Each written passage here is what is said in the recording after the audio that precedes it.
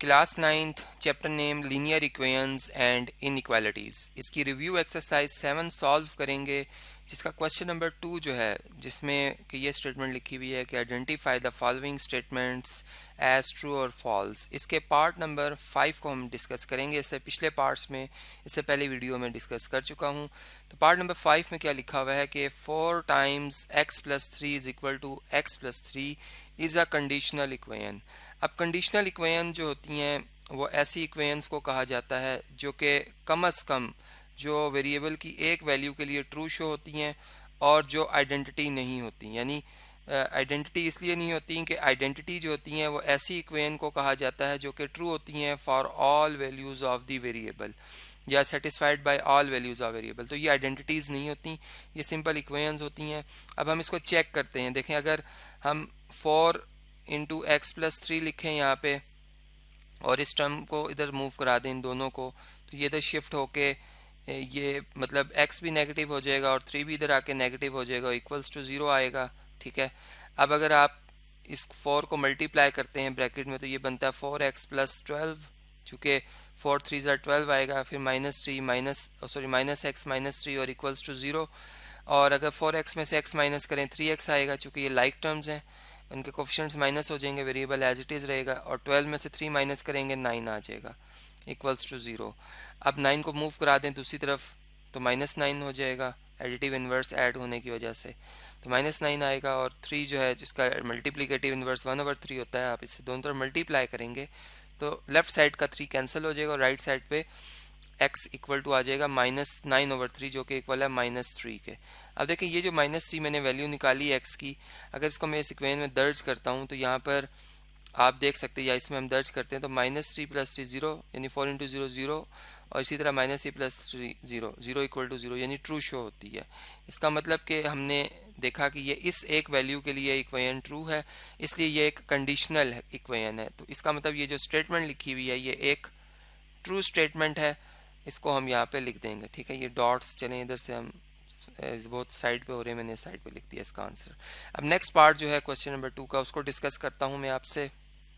जी, part number 4 में अगर आप देखें तो इसमें लिखा हुआ है the equation 2 times into 3x plus 5 is equal to 6x plus 12 is an inconsistent equation. Inconsistent equation ऐसी इक्वेशन को कहते हैं जिसमें कि जिसका कोई सोल्यूशन नहीं होता, यानी कि no value of x satisfy the equation, या वेरिएबल जो है वो सेटिस्फाई करेगी इक्वेशन को। तो इसको हम अगर चेक करें तो ये 2 जब मल्टीप्लाई होगा, या चलें इसको पहले मैं लिख देता हूँ, 2 इंटू 3 प्लस 5, ठीक है, 3x प्लस 5 और इक्वल टू 6x प्लस 12। अब इसको हम सिंप्लीफाई अगर करें तो ये 2 3 6 आ जाएगा x, और 2 5 से मल्टीप्लाई होकर 10 आ जाएगा। 6x को मूव कर लेते हैं हम लेफ्ट साइड पे, ये माइनस आ जाएगा एडिटिव इन्वर्स ऐड होने की वजह से। 12 को दूसरी तरफ शिफ्ट करते हैं, -12 आ जाएगा और इधर इक्वल्स टू 0 आ जाएगा। सेम वही रीज़न है कि इनके एडिटिव इन्वर्सेस ऐड हुए हैं। अब 6x और 6x ये आपस में कैंसिल हो जाएंगे और वेरिएबल टर्म्स कैंसिल हो गई हैं, और 10 - 12 जो है वो इक्वल्स टू 0 है, यानी -2 जो है वो इक्वल्स टू 0 है, जो कि एक फॉल्स स्टेटमेंट है। इट्स मीन के अब हमने यहाँ पे देखा कि हमें x की कोई वैल्यू नहीं मिल रही जिससे हम इस इक्वेशन को चेक करें कि ये ट्रू है या फॉल्स। ठीक है, इसका मतलब कि ये जो इक्वेशन है ये एक इनकॉन्सिस्टेंट इक्वेशन है। ठीक है, जैसे मैंने आपको पहले बताया कि इनकॉन्सिस्टेंट जो इक्वेशन होती है is an equation whose solution set is empty set. ठीक है, तो यहाँ पे हमें नज़र आ रहा है कि जो इसका सॉल्यूशन सेट है वो एम्प्टी आएगा, इसलिए ये जो स्टेटमेंट है ये क्या है, ये ट्रू है। ठीक है जी, यहाँ पर हम इसको क्या लिख देंगे, ट्रू।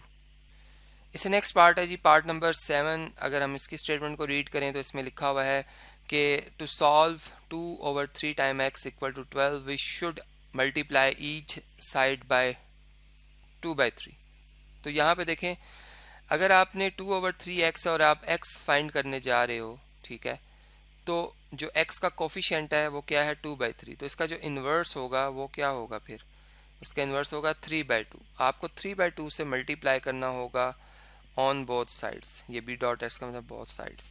तो यहाँ पे वो क्या कह रहे हैं, 2/3 से, तो इसका मतलब ये फॉल्स है। चूँकि देखिए, अगर मैं इधर 3/2 से मल्टीप्लाई करूँगा तो ये x बिल्कुल आइसोलेट हो जाएगा यहाँ से। ठीक है। इधर भी इसी तरह मुझे करना होगा कि 3/2 से मल्टीप्लाई करना होगा, ठीक है। तो ये देख सकते हैं आपके 3 से कैंसिल, 2 से कैंसिल, यहाँ एक्स रह जाएगा, ये एक्स जो लिखा हुआ है, और ये वाला जो 2 है 6 12 को कैंसिल करेगा 6 आएगा, और 6 इज़ 18, तो 18 इसका आंसर आता है। तो इस लिहाज से ये इन्होंने जो स्टेटमेंट लिखी है ये रॉन्ग है, ये गलत मल्टीप्लाई कर रहे हैं, तो यहाँ पे हम इसे फॉल्स लिख देंगे, ठीक है। इसे नेक्स्ट स्टेटमेंट जो है उसको डिस्कस करते हैं। इस स्टेटमेंट में जी लिखा हुआ है कि equations having exactly the same solutions are called equivalent equations. ऐसी इक्वेशंस जिनका एक जैसा एक ही सॉल्यूशन हो उन्हें हम कहते हैं कि ये इक्विवेलेंट इक्वेशंस हैं। तो ये बिल्कुल ट्रू स्टेटमेंट है, इसको हम ट्रू शो करेंगे, और इसके लिए कोई एक एग्जांपल जो है वो मैं आपसे अभी स्क्रीन पे शेयर कर लेता हूँ, यहाँ पर लिखता हूँ।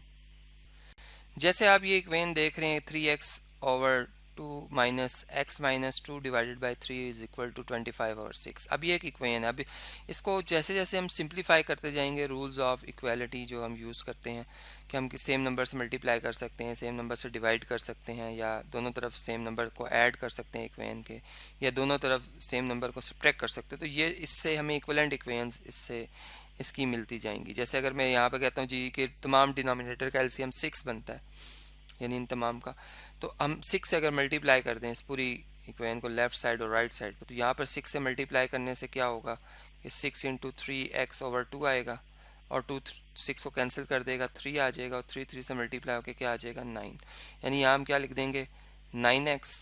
इसी तरह यहाँ पे जब 6 से मल्टीप्लाई करेंगे तो 3 कैंसिल कर देगा, 6 को 2 आ जाएगा, और 2 मल्टीप्लाई होगा x माइनस 2 से विद इन ब्रैकेट, और यहाँ पे 6 को कैंसिल कर देगा, और यहाँ पे क्या आ जाएगा 25। अब ये जो ऊपर इक्वेशन है और ये जो इक्वेशन है ये दोनों एक दूसरे की इक्विवेलेंट इक्वेशन कहलाएंगी, ठीक है। लेकिन इससे आगे फिर इससे आगे इसकी जो मजीद इक्विवेलेंट इक्वेशन है उसको मजीद सिंप्लीफाई करके हम बना सकते हैं। इसी केस है जो एक सीक्वेंस है इक्विवेलेंट इक्वेशन का, वो हम यहाँ पर जब सिंप्लीफाई कर रहे होते हैं किसी भी लीनियर इक्वेशन को या किसी भी इक्वेशन को, तो हम उससे समझ सकते हैं, ठीक है जी। इससे नेक्स्ट जो पार्ट है क्वेश्चन नंबर जो इसका है 9th पार्ट है क्वेश्चन नंबर 2 का, इसको स्टडी करते हैं कि a solution that does not satisfy the original equation is called extraneous solution. तो ये बिल्कुल दुरुस्त बात है कि जब आप किसी ख़ास तौर पे रेडिकल इक्वेशन की हो जिसका कि रेडिकल का इंडेक्स या ऑर्डर 2 हो, ख़ास तौर पे इवन हो, उस केस में जब आप उसकी इक्विवेलेंट इक्वेशन बनाते हैं तो उसमें हमें जब उसकी जो नॉन इक्विवेलेंट इक्वेशंस मिलती हैं उनमें हो सकता है कि वो उसके जो सोल्यूशन है वो हमारी गिवन इक्वेशन को सेटिस्फाई ना कर, तो वो जो नॉन इक्विवेलेंट इक्वेशन आती हैं वो बेसिकली एक्सट्रेनियस सोल्यूशन बनाने में कारामद या मदद कर रही होती हैं, कि वो उनकी वजह से मतलब जो है वो एक्सट्रेनियस सोल्यूशन आता है। तो ये बिल्कुल ट्रू स्टेटमेंट है, इसको हम यहाँ पर क्या लिख देंगे ट्रू, ठीक है। और इसकी एग्जांपल के लिए मैं अगर कोई रेडिकल इक्वेशन जो है अगर उसको सिलेक्ट करता हूँ तो उससे आपको काफ़ी हद तक मेरी बात जो है वो समझ आ जाएगी कि मैं जो कहना चाह रहा हूँ। कि अगर फॉर एग्जांपल मैं लिखता हूँ स्क्वायर रूट ऑफ, यहाँ पे लिख देता हूँ x प्लस 3, ठीक है, और यहाँ पे लिखता हूँ प्लस 2 इज इक्वल टू 1, ठीक है। अब अगर मैं इसे सिंप्लीफाई करता हूँ, इस 2 को उधर शिफ्ट करता हूँ, तो ये आता है square root of x plus 3। Screen को मैं थोड़ा सा बेहतर बना लेते हैं जी, सर हम इसको यूँ लिखते हैं कि square root of x plus 3 और इक्वल टू 1 माइनस 2, ठीक है। और अब आप अगर देखें तो x प्लस 3 जो स्क्वायर रूट है इक्वल है -1 के, जो कि नॉट पॉसिबल है क्योंकि स्क्वायर रूट का आंसर कभी भी नेगेटिव नहीं होता। और अगर आप इसको सिंप्लीफाई भी करेंगे तो इससे जो भी आपको मतलब जो वैल्यूज़ मिलेंगी वो हमारी इस इक्वेशन को ओरिजिनल इक्वेशन को सेटिस्फाई नहीं करी होंगी, वो इसका एक्सट्रेनियस सॉल्यूशन कहलाएंगी, ठीक है। तो इस तरीके से हम ये बात जो है वो अंडरस्टैंड कर सकते हैं। क्वेश्चन नंबर 3 है कि answer the following short questions. अब हमें इस जो पार्ट्स इसके आ रहे हैं क्वेश्चन नंबर 3 के, इनके शॉर्ट से आंसर देने हैं। पहला पार्ट है कि define a linear inequality in one variable. तो लीनियर इनइक्वालिटी जो एक वेरिएबल में होती है उसको हम कैसे डिफाइन कर सकते हैं। सोल्यूशन स्टार्ट करते हैं। सबसे पहले हेडिंग बना लेंगे linear inequality in one variable. मैं एक्स वेरिएबल के हिसाब से बात कर रहा हूँ, तो मैं यूँ लिखूँगा कि a linear inequality in one variable x is an inequality in which the variable x occurs only to the first power and it is of the form। यानी कि जो लीनियर इनइक्वालिटी एक वेरिएबल x में है उसमें जो variable है उसकी जो पावर है वो 1 होगी, जैसे आप यहाँ पे देख रहे हैं, और वो इस फॉर्म में लिखा हुआ होगा उसको, जैसे कि ये लिखा हुआ है a मल्टीप्लाई बाय एक्स जो कि वेरिएबल एक्स इसमें, प्लस बी कांस्टेंट इसमें ऐड हो रहा है, और ये लेस देन है ज़ीरो के। ये स्टैंडर्ड फॉर्म मैंने इसकी लिखी है। और ए जो है वो जो कि एक्स का कोफिशिएंट है ये ज़ीरो नहीं है, क्योंकि अगर ये ज़ीरो हो जाएगा तो ये लीनियर इनइक्वालिटी नहीं रहेगी। तो ए का ज़ीरो ना होना बहुत ज़रूरी है, ठीक है। और दूसरी बात यह कि जो ए और बी दोनों खुद हैं इटसेल्फ वो रियल नंबर के सेट से बिलोंग करेंगे, यानी where A and B are real number. लेकिन जैसे मैंने आपको बताया कि ए जो है वो ज़ीरो नहीं होगा, इसलिए वो बात आपने इसको अपने जहन में रखना है। अब नेक्स्ट जो पार्ट आ रहा है क्वेश्चन नंबर 3 का, वो आपसे डिस्कस करता हूँ। पार्ट नंबर 2 है कि straight the trichotomy and transitive properties of inequalities, यानी इनइक्वालिटी में जो ये दो प्रॉपर्टीज के नाम है जैसे ट्राइकोटमी एंड ट्रांजिटिव प्रॉपर्टी, इनको हमें अलग अलग डिफाइन करना होगा। तो सबसे पहले सॉल्यूशन में हम जो ट्राइकोटमी प्रॉपर्टी है उसकी बात कर लेते हैं। इसकी हेडिंग में लिख देता हूँ यहाँ पे। तो लॉ ऑफ ट्राइकोटमी क्या है जी, कि हम इसमें ये बात कर रहे होते हैं कि फॉर ऑल या for any A B belongs to real numbers, यानी कोई से भी आप जब दो रियल नंबर्स जो हैं वो सिलेक्ट करते हैं, ठीक है, तो उनमें जो है एक ना एक जो है जो रिलेशन है वो एग्जिस्ट लाजमी करता है, ठीक है, यानी वन एंड ओनली वन। इस बात को मैं यहाँ पर लिख देता हूँ।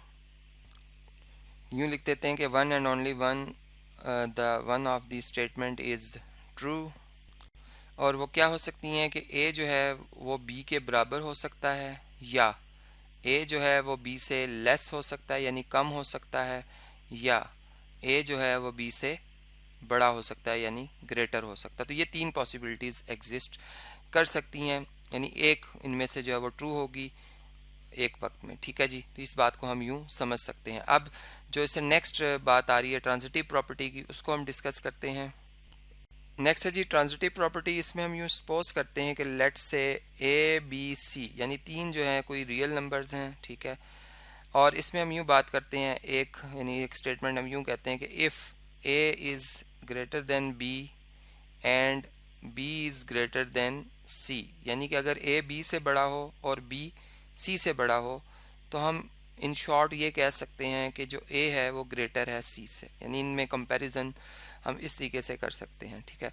सेकंड ये है कि स्टेटमेंट को हम यूँ अगर पढ़ रहे हो कि अगर ए जो है वो बी से कम है, लेस है, एंड बी जो है वो सी से लेस है, सी से छोटा है, तो देन हम ये कह सकते हैं डायरेक्ट मतलब इनमें कंपैरिजन करते हुए कि ए जो है वो लेस है सी से, यानी ए सी से छोटा है। तो इस तरीके से ये प्रॉपर्टी जो है ट्रांजिटिव प्रॉपर्टी को हम यहाँ पर लिख सकते हैं और उसको अंडरस्टैंड कर सकते हैं।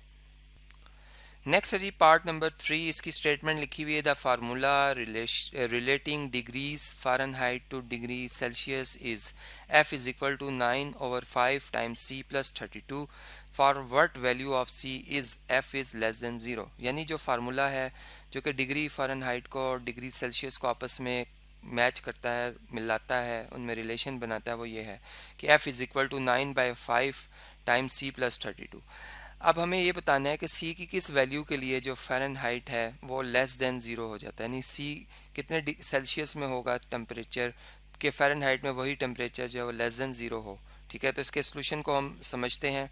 यहाँ पर सबसे पहले जो हमें गिवन इंफॉर्मेशन दी गई है वो है एफ़ की वैल्यू, जो कि हमें बताई हुई है इन्होंने कि एफ़ जो है वो इक्वल है किसके 9/5 टाइम्स सी प्लस 32 के, ठीक है। इसको हम इधर लिख लेते हैं।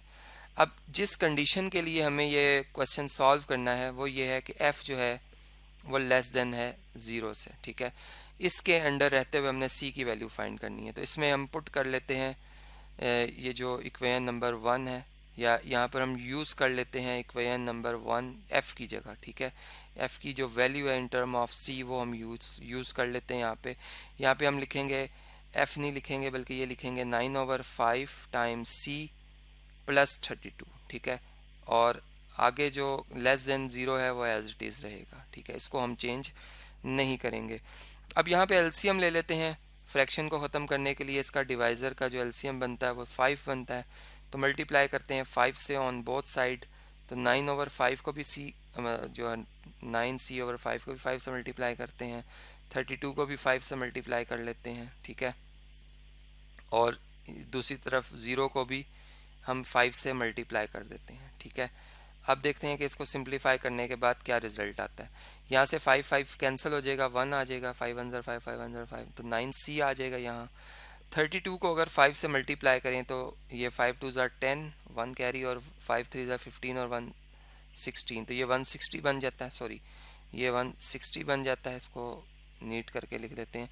और इज़ लेस देन 0, 5 से मल्टीप्लाई होकर 0 ही आ जाएगा। अब 160 को दूसरी तरफ मूव कराएंगे हम, तो 9c जो है इज़ लेस देन -160 आ जाएगा। ठीक है, चूँकि एडिट इनवर्स जब ऐड करेंगे 160 का तो वो -160 होगा।